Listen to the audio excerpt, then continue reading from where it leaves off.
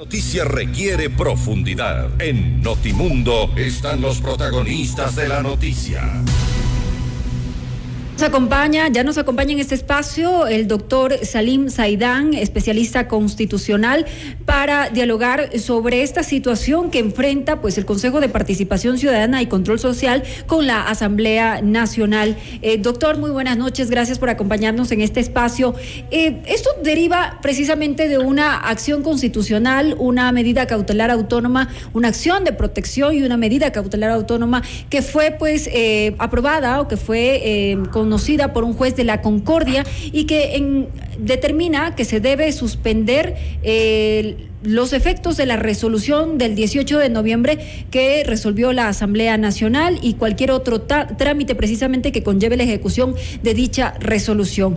Y en la Asamblea pues han determinado no hacer caso a esta decisión. Yo le pregunto, ¿es válida esta decisión constitucional de medida cautelar autónoma emitida por un juez de la Concordia? Y si también es válido la postura de la Asamblea Nacional. Buenas noches, bienvenido.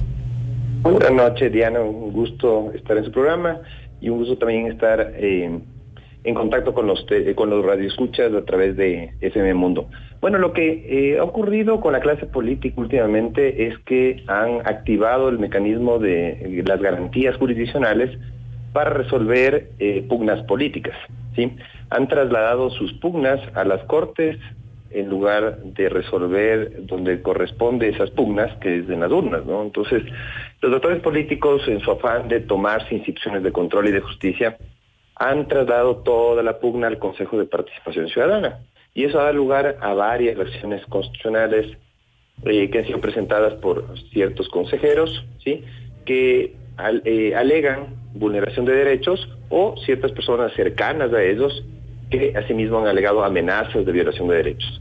En este caso, yo no entiendo por qué se concedió una medida cautelar autónoma cuando la medida cautelar autónoma procede en caso de amenaza de vulneración de derechos, ¿sí?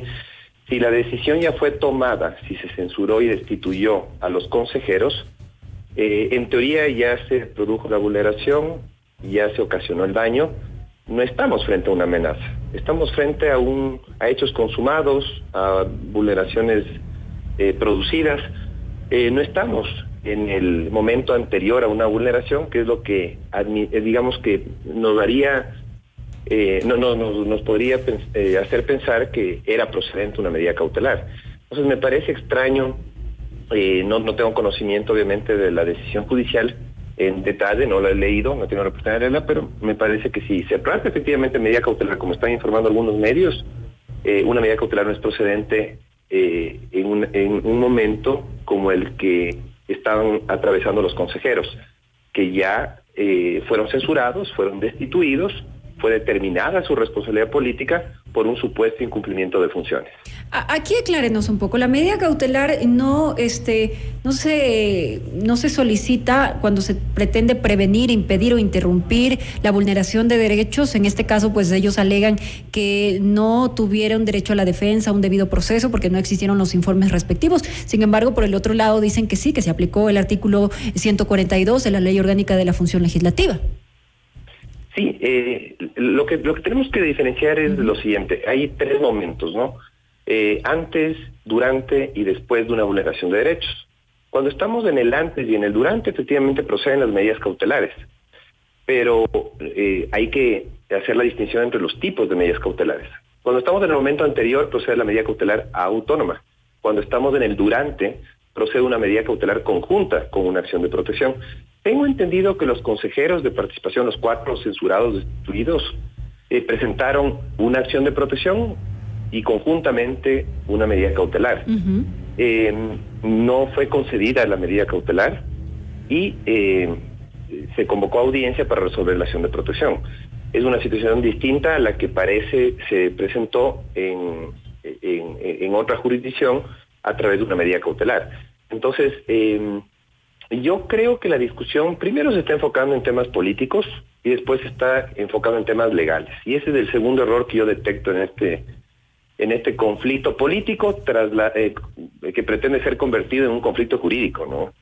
El juez de la Concordia, doctor Saidán, pues en efecto, pues concedió la medida cautelar autónoma y la acción de protección estaría pendiente para que se llame a audiencia y se conozca de fondo, porque ha solicitado a la Asamblea precisamente la documentación para proseguir con el trámite.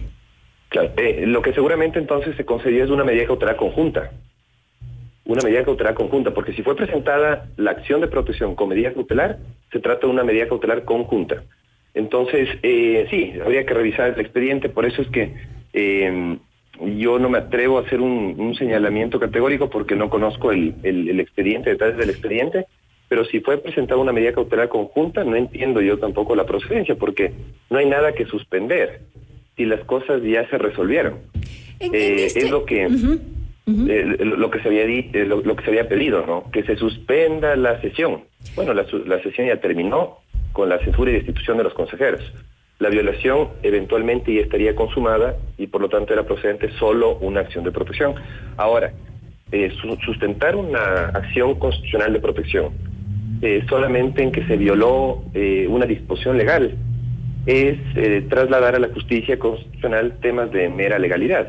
¿Sí? Y usted lo ha dicho, muchas autoridades, doctor Salim Saidán, han hecho uso indiscriminado de las garantías constitucionales y no nos explicamos cómo existen pues ciudadanos que han presentado acciones de protección o medidas cautelares y no han sido otorgadas. Y estas sí, pues se otorguen de forma inmediata, y 7 veces han propuesto los consejeros, se les negó y esta última sí se les otorga. Sí, hay un abuso de las garantías y lo que me preocupa a mí es que los jueces no se atreven a aplicar el artículo 23 de la Ley Orgánica de Garantías Jurisdiccionales y Control Constitucional, que habla justamente de que los jueces pueden imponer sanciones cuando los usuarios de la Administración de Justicia abusan del derecho. Entonces yo creo que estamos justamente presenciando un abuso del derecho de manera recurrente por parte de la clase política, que insisto, está trasladando las pugnas políticas al ámbito jurisdiccional. No es la primera vez que los consejeros trasladan sus pugnas a las Cortes, abusan de las acciones de protección, de las medidas cautelares. Lo propio sucedió también con asambleístas, especialmente con la señora Dori, que también presentaba medidas cautelares, acciones de protección, cuando se supone que son garantías que protegen derechos a favor de los más débiles, de los ciudadanos, no de las personas que ostentan poder o que se están disputando el poder, como en este caso. Entonces yo creo que se trata de una desnaturalización de las garantías y de un abuso del derecho sin duda. Y no es la primera vez que esto ocurre. Yo creo que lo que está detrás es una pugna por quien controla el Consejo de Participación, que tiene la potestad nominadora, ¿no? Designa autoridades de control y de justicia, y por eso es que hay tanto afán de contar con la mayoría de consejeros para poder tener más incidencia en el proceso de selección. Y es que aquí es muy extraño, y eso se lo voy a preguntar más adelante. Hoy precisamente se llevó a cabo la sesión en la que se iba a posesionar a los nuevos consejeros, haciendo caso omiso precisamente a la decisión constitucional del juez de la Concordia. No asistieron. Entonces, los consejeros que ganaron pues esta medida cautelar siguen trabajando. Aquí no se configura un delito como arrogación de funciones, como lo mencionó ayer la asambleísta de Pachacutic de la provincia de Bolívar, que mencionó que podría presentarse una denuncia ante la Fiscalía precisamente por arrogación de funciones cuando están destituidos. Es correcto, claro. Si hay una decisión judicial de por medio, así no nos guste o nos parezca equivocada, hay que respetarla. Pero no lo está haciendo la Asamblea. La Asamblea iba a posesionar a los 4 consejeros y no fueron. Claro, pero yo creo que lo que ocurrió es que sintieron temor los consejeros suplentes de principalizarse justamente ante la decisión jurisdiccional. Y eso también coincido con tu preocupación, Diana, en el sentido de que efectivamente llama la atención la celeridad con la que se tramitan estas garantías cuando los políticos las activan. Los abogados de libre ejercicio, cuando defendemos a nuestros clientes, tenemos que esperar a veces semanas, a veces meses, ¿sí?, que se nos convoquen audiencias en garantías. No se cumplen los términos legales. Y de repente un actor político presenta una acción constitucional y se la tramita con mucha diligencia, con mucha rapidez. Entonces, sí llama la atención. Y justamente el momento en el que se lo hace, ¿no? un día, a horas de que ocurra la posesión de los consejeros, sorpresa, convocan audiencia. Entonces, yo creo que se está judicializando la política, lastimosamente, cada vez con más acento, y por otro lado también no deja de politizarse la justicia, ¿no? Los actores políticos siguen contaminando la función judicial con estas intromisiones y con estos conflictos que permanentemente están siendo trasladados a los jueces, cuando creo yo que se podrían tranquilamente procesar de otra manera. Yo veo con mucha preocupación hay algo también que nos asombra, doctor, es que los consejeros destituidos, censurados por parte de la Asamblea, pues sesionaron y ya remitieron a la Corte Nacional de Justicia, pues devolvieron la terna. Esto también es extraño porque ahora solicitan otra terna y hay un conflicto ahí confuso porque están sesionando. ¿Es válida la actuación que están haciendo ellos cuando ya han sido censurados por la Asamblea? Claro, bueno, ahora sí es que insisto en que depende de la decisión judicial. Una decisión judicial, así nos parezca equivocada, tiene que ser acatada. Inclusive, si los beneficiarios de una decisión jurisdiccional pueden presentar una acción de incumplimiento ante la Corte Constitucional para que la Corte disponga que se cumpla inmediatamente una sentencia constitucional. ¿No cabe aquí apelación a la revocatoria de esta medida cautelar? Claro, o sea, lo que procede, según el procedimiento constitucional, es que una vez concedida una medida cautelar, sí, efectivamente cabe la revocatoria.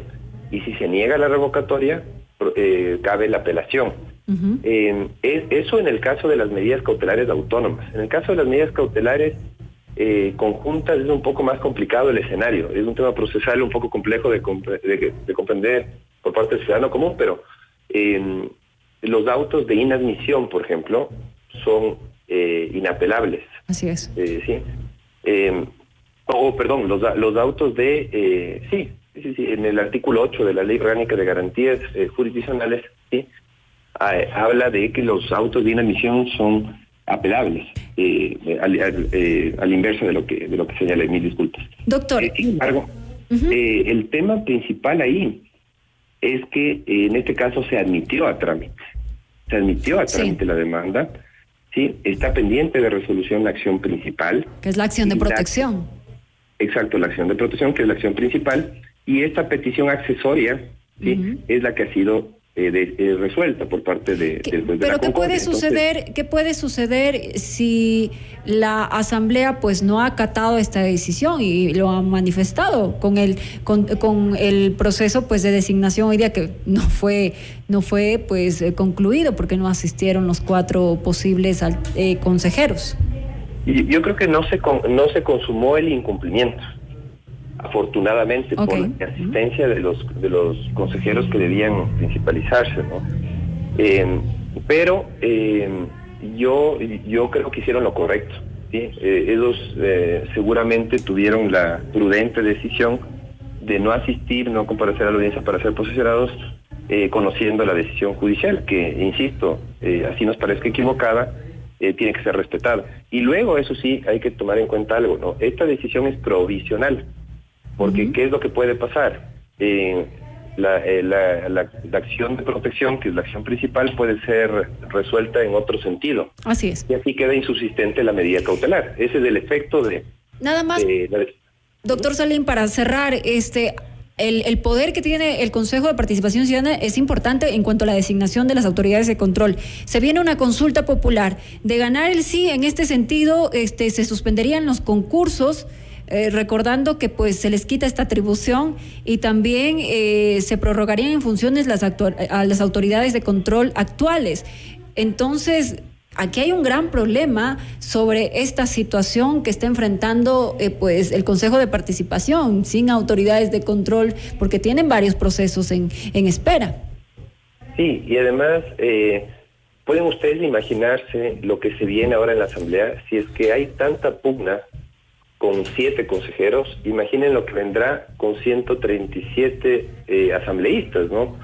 bueno, si se da paso a la reducción de asambleístas, 100 y pico de asambleístas, imaginen las pugnas que protagonizarán, los repartos que se van a dar, tal y como sucedía con el Congreso Nacional. Entonces yo no entiendo por qué el optimismo de algunos ciudadanos de pensar que las cosas van a cambiar devolviendo al legislativo la potestad nominadora, cuando el problema no está en el órgano que designa autoridades, el problema está en cómo se designan autoridades, porque esos concursos de selección de autoridades están absolutamente contaminados, desacreditados, hay muchos intereses partidistas que contaminan los procesos, y creo que el escenario no va a cambiar porque se traslade la competencia de designar autoridades del Consejo de la Asamblea. Más bien se va a acentuar más porque son más asambleístas disputando los espacios de poder. Ok, doctor Salim Saidán, muchísimas gracias por compartir pues su conocimiento y despejarnos algunas inquietudes sobre este conflicto que existe entre la Asamblea Nacional y los consejeros que han sido pues destituidos del Consejo de Participación Ciudadana y Control Social. Muchísimas gracias por habernos acompañado. Muchísimas gracias, Nadia. Es un gusto.